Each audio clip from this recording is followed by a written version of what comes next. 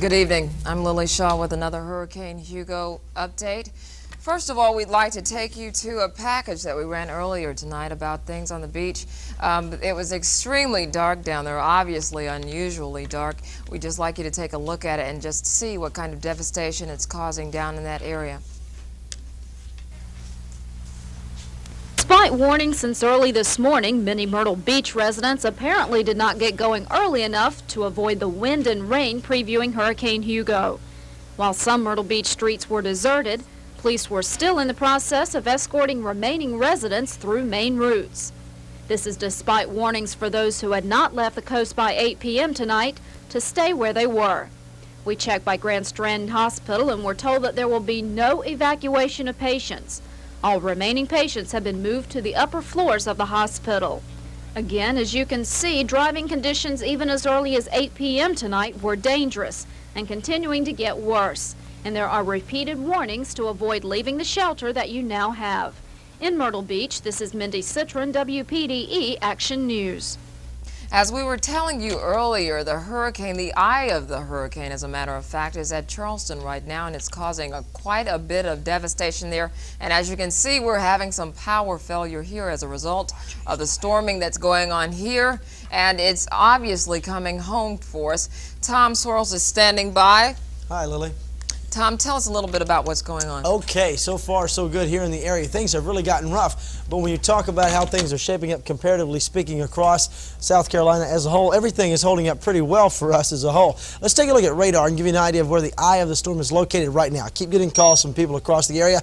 They want to know where this thing is headed. Now, as our ABC special report told you just a few moments ago, the eye of the storm is now covering Charleston, South Carolina. On the radar, the intensity of the storm is not showing up just very well because it's so far away in some of the areas, but the eye is clearly defined, and you can tell just how massive that eye is as it encircles the whole area to the north and to the east of Charleston. It looks as though the back side of the wall is just about to hit land now, and Charleston is in store for its second round of hurricane activity for the night. As already reported, some of the buildings in downtown or on the Charleston waterway there have water up to their second-story levels. It's kind of amazing that this storm was born all the way across the Atlantic off the coast of Africa, made it to South Carolina, and just missed our area by a couple of 100 miles. Thanks, Tom. Sure. We told you earlier about power shortages in the area. Well, the local electric companies are reporting many power outages.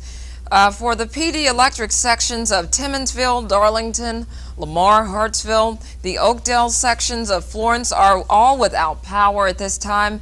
Carolina Power and Light reports electricity is out in Quinby, Evergreen, Sardis, Pamplico, and National Cemetery Road. Both companies say most of the outages is due to the fallen power lines. Right now we have Mr. Roger Hanna with CP&L standing by live. Mr. Hanna, can you tell us a little bit about what the conditions are here right now? Certainly. In the PD area, we've got some serious outages, the most serious being to the eastern and southern part of the region. By that I mean Kingstree area, Lake City, Sumter, Marion, and Mullins, and we're starting to experience quite a few more outages in Florence. Right now we've got 15 to 20,000 customers out, and in some of those areas the weather has already gotten bad enough that we've had to pull crews in, and we will have to wait the storm out before we can send those crews back out. So we certainly ask customers to be patient, and we'll get those crews back out as soon as we can. What are you anticipating will happen eventually here? We know that things are getting to be a little bit severe, as we were telling the viewers a moment ago. Do you anticipate that you all are going to have to double up your crews possibly? We already have extra crews on standby and extra crews ready to go in most areas, and I think we may even have to add some other crews. It looks like we may have serious outages throughout the area, and as the storm moves further inland and the winds pick up and we get heavier rains, we could have many more customers without power. And as I said earlier, we're just going to have to wait in some areas until the storm passes before we can get crews back out to work on those lines. You were telling, or some other viewers rather, were calling in earlier and asking about mobile home units. I think a lot of people in mobile homes are fearful that they may need to get out, and so far we haven't had any warnings to be evacuated. But what kind of problems could power line destruction cause for people in mobile homes possibly? Well, I think the key safety point that I would want to make for anyone, whether a mobile home or anywhere else, is if you do see a down power line near your home or in your yard or anything, please don't bother with that. Stay away from down power lines. Call us or the other utilities immediately and report that, because that can be a very serious situation. As far as mobile homes, certainly that could be a dangerous situation as well.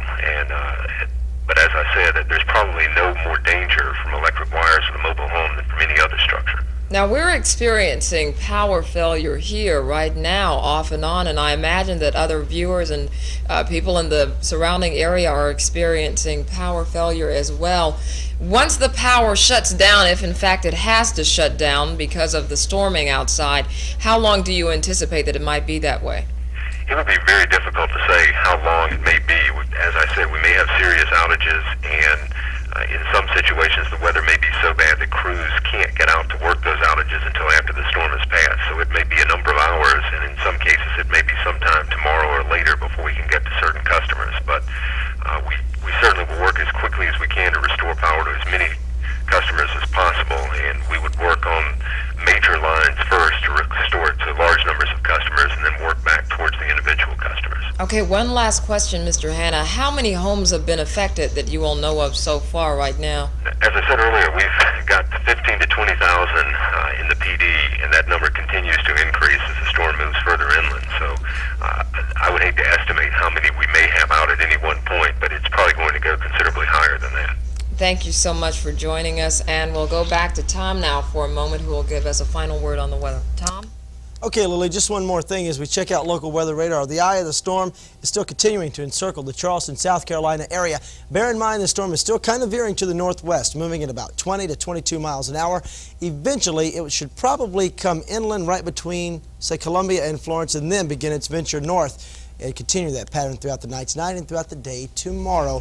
Overnight tonight, still the possibility of a lot of high wind, a lot of torrential downpours across the inland areas, and still the possibility you could run into a tornado. So do beware, everyone, including the inland area.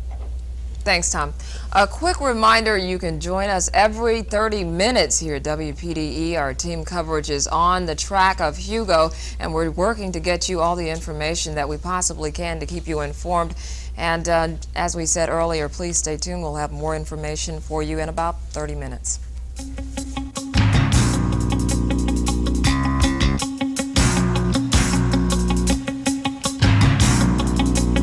Stay tuned to TV 15 for more live coverage of Hurricane Hugo.